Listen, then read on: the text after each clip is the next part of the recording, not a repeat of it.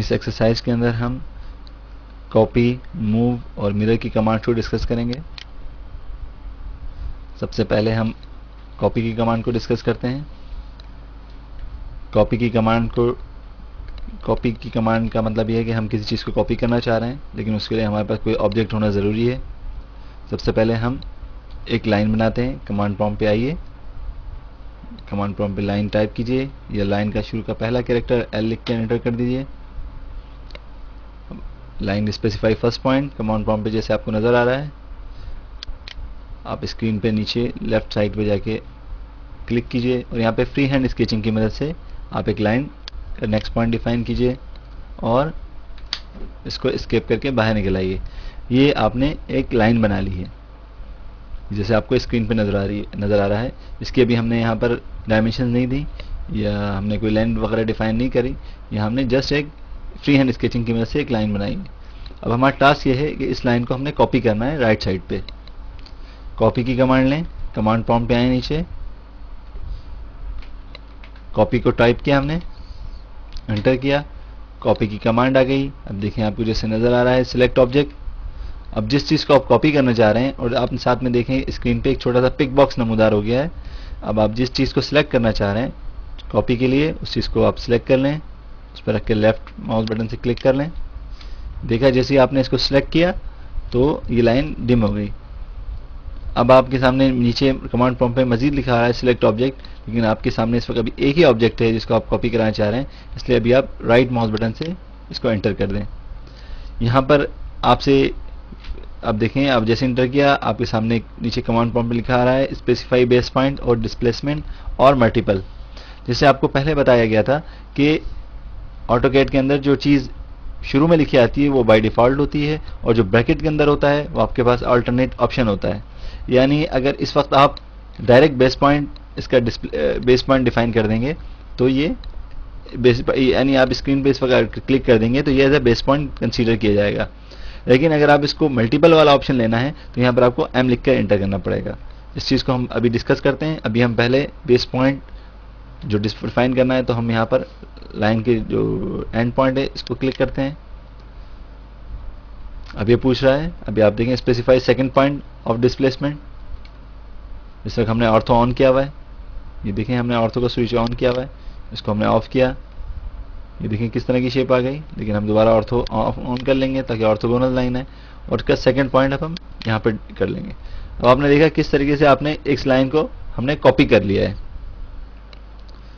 अब हम क्या करेंगे, एक लाइन नीचे की साइड खींचेंगे जो यहाँ से इस लाइन की मदद से इस लाइन को हम बना लेंगे। ये हमने लाइन की कमांड ली, लाइन की कमांड की मदद से हमने एक लाइन खींच ली।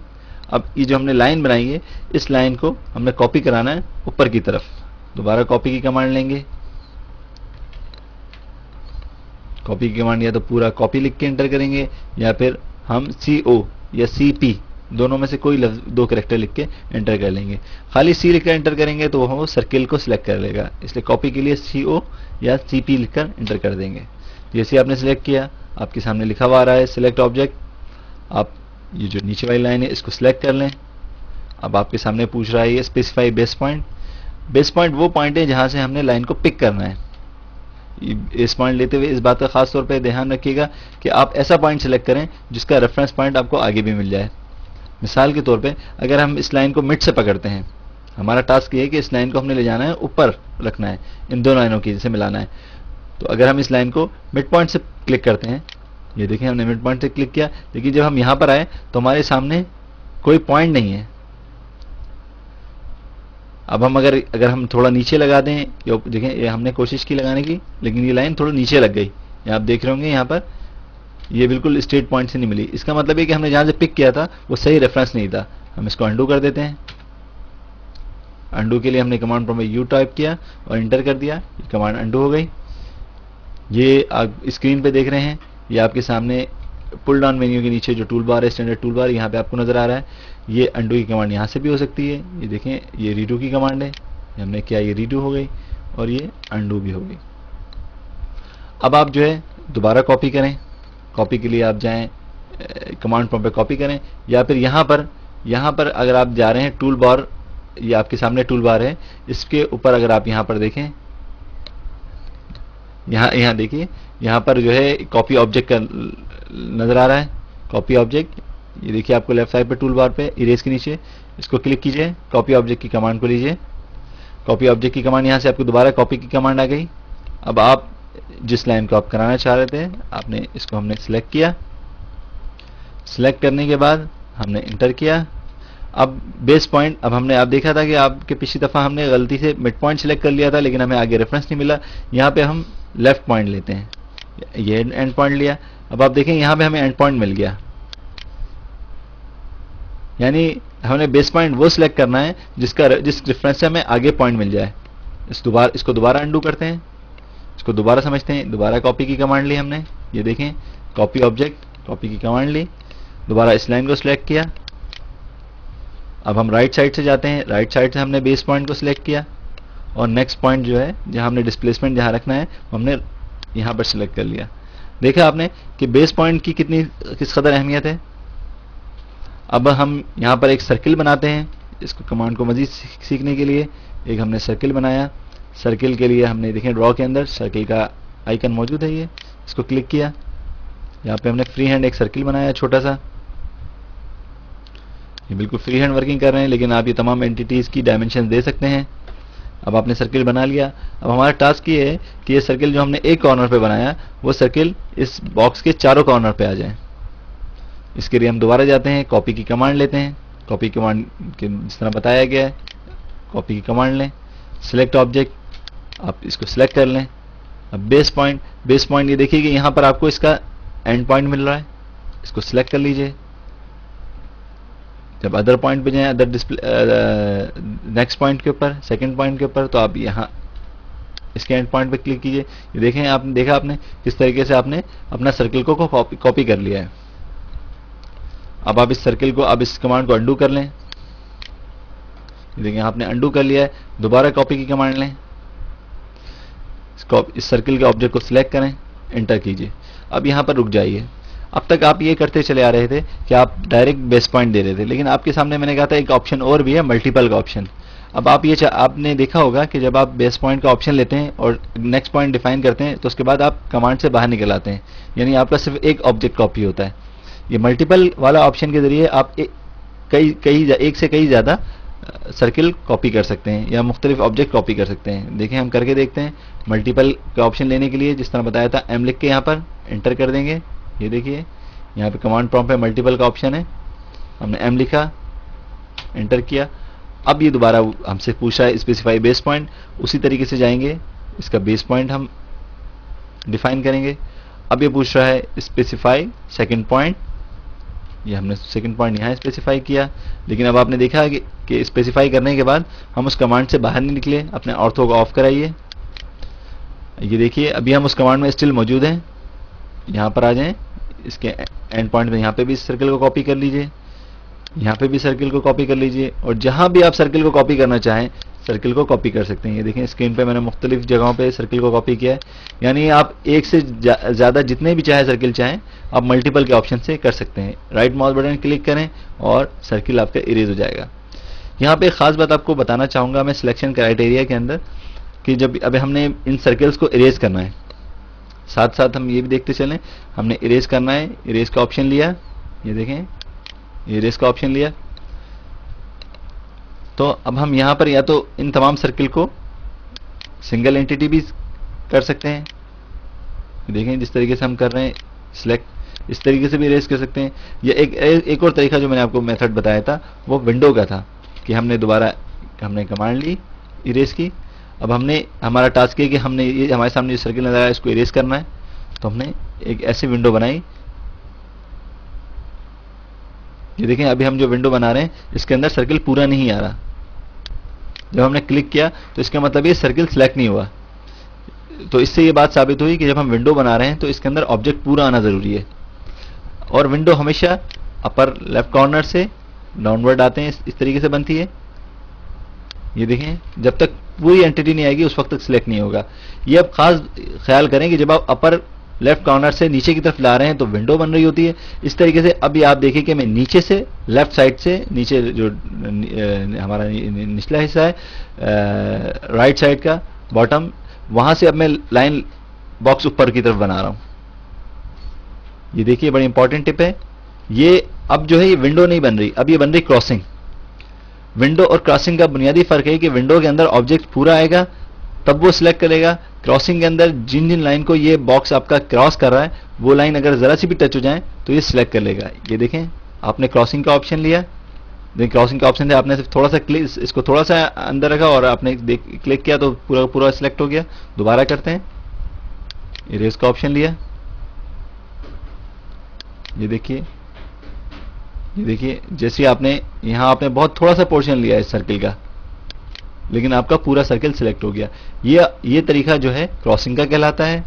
लेकिन दोबारा मैंने कमांड को स्किप किया, इस चीज को बहुत अच्छी तरह समझ लें। ये देखिए जब आप राइट से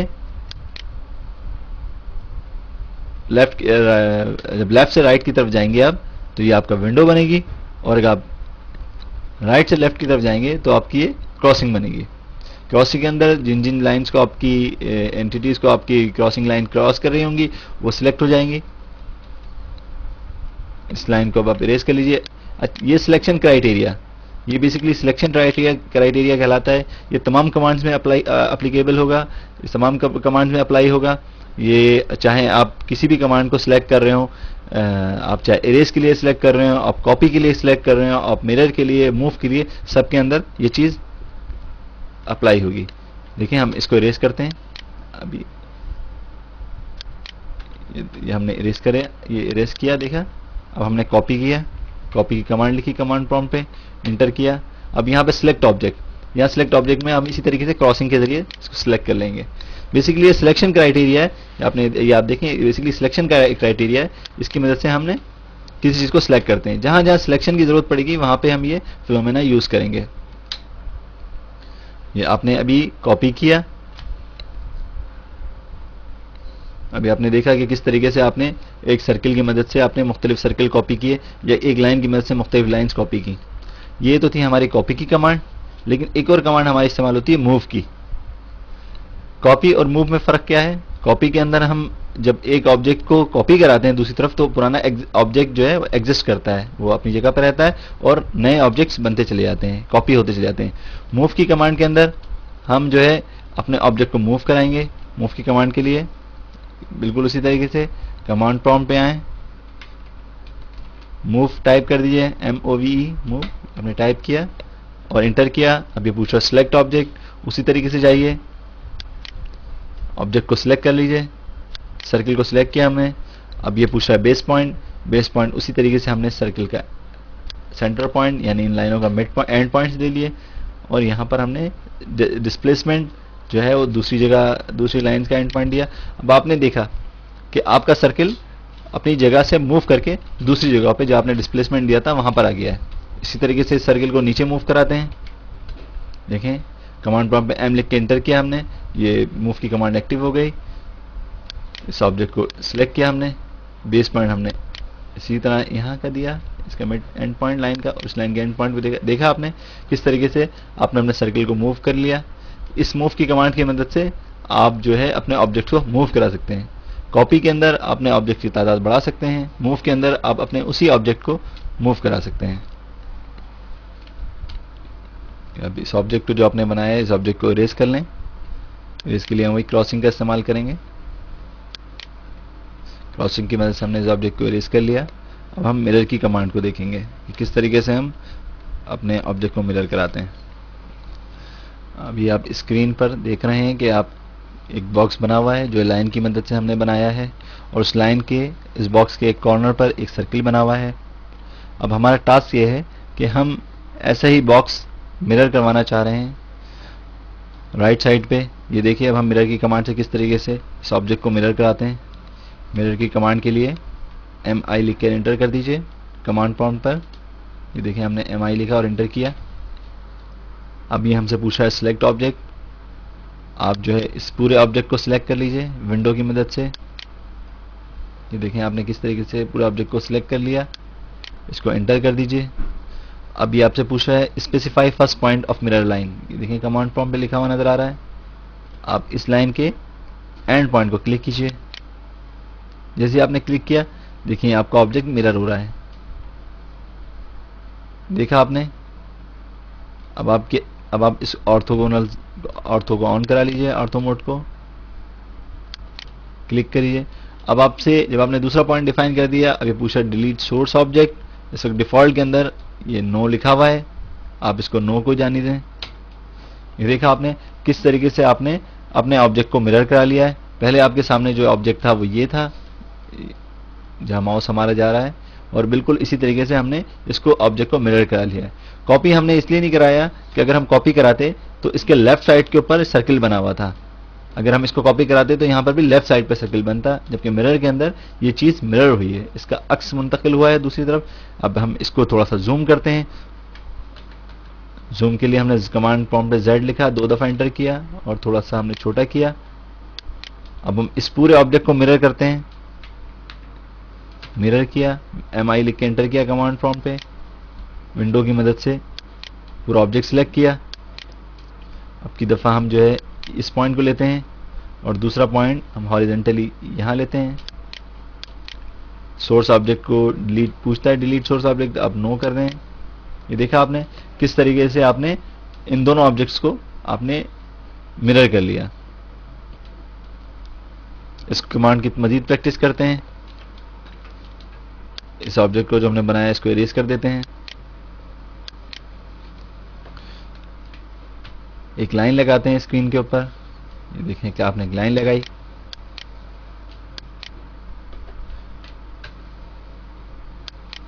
एक लाइन आप इसके लेफ्ट कॉर्नर से लेके एक लाइन ऊपर की तरफ लगाई है।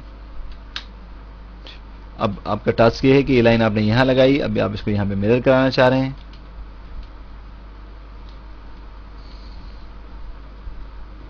बल्कि आप जो है इसको पहले कॉपी कर लीजिए।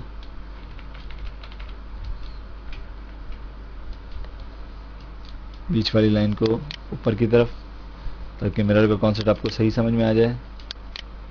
ये आपने कॉपी कर लिया। ये जो लाइन लगाई थी आपने इसको इरेज कर लिया। अब आप जो है मिरर की कमांड ले लीजिए। ये मिरर की कमांड लिया आपने, ऑब्जेक्ट सिलेक्ट कर लीजिए क्रॉसिंग की मदद से या विंडो की मदद से। पहला इस पॉइंट आप स्पेसिफाई यहां कीजिए लेफ्ट साइड पे। अब आप देखेंगे किस तरीके से आप अपने ऑब्जेक्ट को मिरर करा रहे हैं।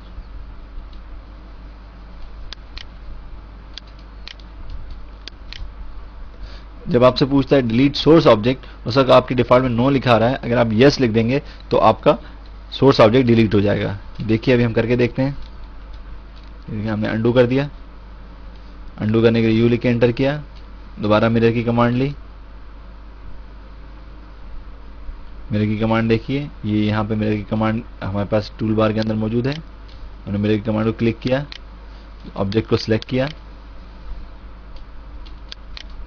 यहाँ से हम जिस डायरेक्शन में कराना है, अगर हम यहाँ इस तरफ जाएंगे, ये देखिए डायरेक्शन चेंज हो गई। हम इस तरफ आ जाएं, या आप माउस की जब आप प्रैक्टिकल करेंगे माउस की मदद से तो आपको अंदाजा हो जाएगा किस तरीके से डायरेक्शन में रखना है। हमने दूसरी लाइन दी, ऑर्थोगोनल हमेशा ऑन रखिएगा। अब यहाँ पर डिलीट सोर्स ऑब्जेक्ट कर रहा है। यहाँ पे हम देखें कमांड प्रॉम्प्ट पे डिलीट सोर्स ऑब्जेक्ट पूछ रहा है। हमने आगे डिफॉल्ट में नो लिखा हुआ है, हमने यहाँ पे येस वाला ऑप्शन लिया, एंटर किया। अब आप देख रहे हैं जो आपने मिरर किया उसका सोर्स ऑब्जेक्ट जो है वो डिलीट हो गया है, और जो आपने मिरर किया है वो ऑब्जेक्ट यहाँ पर आ गया है। इस तरीके से आपने अपने ऑब्जेक्ट को मिरर करना सीख लिया है। मिरर के अंदर एक खास बात है, ये अभी हम इसको डिस्कस करेंगे कि अगर हमारा यहाँ पर अगर एक बॉक्स बना हो और उसके अंदर या कोई हमारे पे राइटिंग लिखी हो, कुछ हमने टेक्स्ट लिखा हो, जब हम उसको मिरर कराएंगे तो टेक्स्ट भी बिल्कुल मिरर हो जाएगा। इस तरीके से आप आईने में देखते हैं। इस चीज़ को हम किस तरीके से सही करेंगे ये हम अपने नेक्स्ट सेक्शन के अंदर आपको डिफाइन करेंगे। जब हम पहले टेक्स्ट पे जब जाएंगे तो वहां पर हम आपको बताएंगे किस तरीके से जब टेक्स्ट को मिरर कराएं तो किस तरीके से कराएं। अभी जो कमांड्स आपने देखी जिसमें हमने लाइन बनाना सीखी, आर्क बनाना सीखे, circle, ellipse, copy, move, mirror, ये बुनियादी तौर पे ऑटोकैड की बेसिक्स कमांड होती हैं। ये तो आप कोशिश कीजिए कि जितनी अच्छी तरीके से इन कमांड्स पे दस्तरस हासिल करें इसके लिए आपको ज़्यादा से ज़्यादा प्रैक्टिस करनी पड़ेगी और अपनी प्रैक्टिस को स्ट्रॉन्ग कीजिए और उसके बाद फिर आगे बढ़िए। अगर आपकी यहाँ पर कमांड स्ट्रॉन्ग नहीं होंगी तो आपको आगे बहुत प्रॉब्लम आएगी ऑटोकैड सीखने के लिए। तो कोशिश कीजिए कि इन कमांड्स पे ज़्यादा से ज़्यादा आप प्रैक्टिस करें और इन कमांड्स को ज़्यादा से ज़्यादा प्रैक्टिकल तरीके से इन पे काम कीजिए।